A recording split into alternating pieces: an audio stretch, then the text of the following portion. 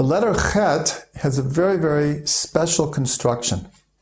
You'll see on one side there's the letter Vav, the other side a letter Zayin, connected by a triangular bridge called a CHET above it.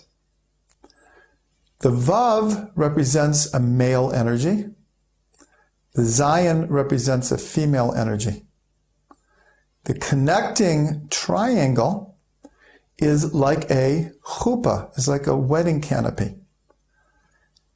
Thus, in Hebrew, the word for wedding canopy, chuppah, begins with a chet, because that is what a chuppah is bringing together the male and the female.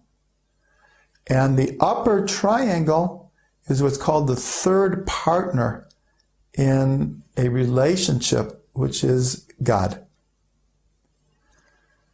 Now, the form of the CHET, the triangle, reminds us a bit of the letter Gimel, because the Gimel is 3, and it has to do with movement, because the letter Gimel looks like a foot walking.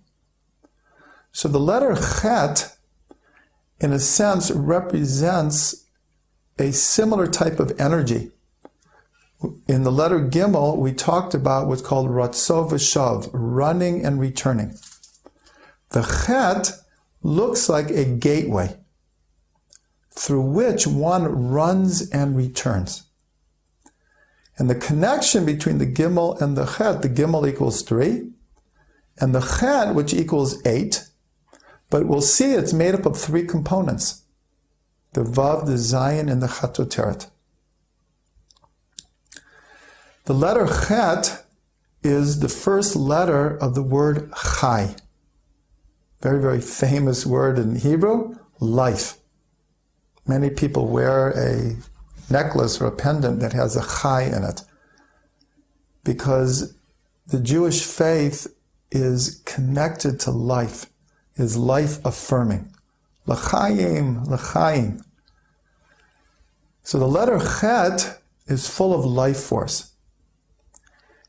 We're told that there's life force of the body, there's a life force of the soul, and then there's a higher life force. When one connects to God's energy, one can draw divine life force into both the body and the soul.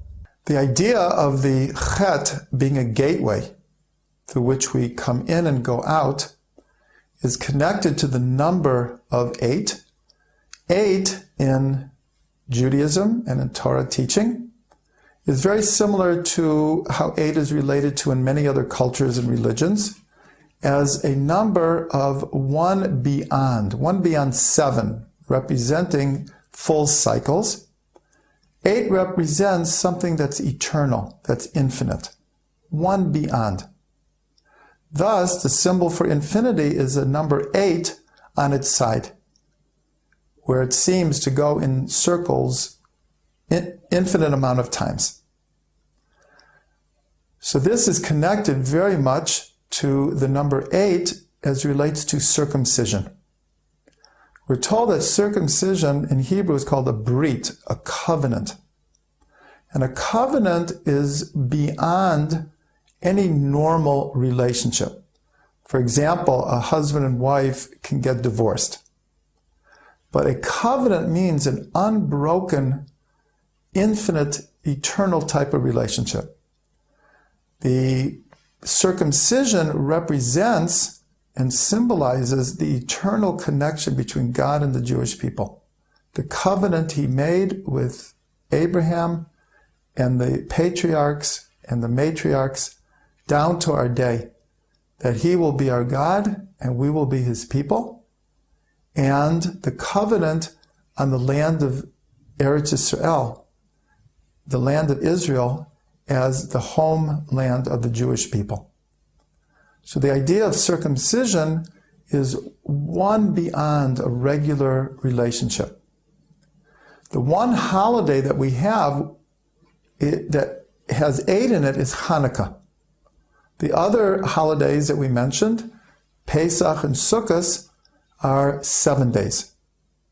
But Hanukkah is 8, because 8 is connected to light. It's called the holiday of light. And light has an infinite connotation to it, the infinite light of God. So the number 8 of Hanukkah represents connecting to that light that is far greater than anything of the physical world. And that's why we only merited to the light after a physical battle.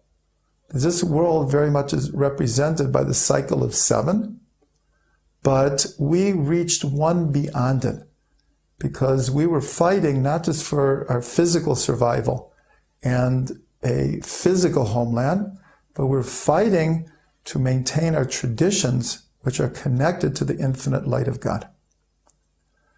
A beautiful meditation for the letter CHET is to connect to this run and return of the soul and imagine going through the gateway of the cycles of this world and connecting to an infinite, eternal light of God.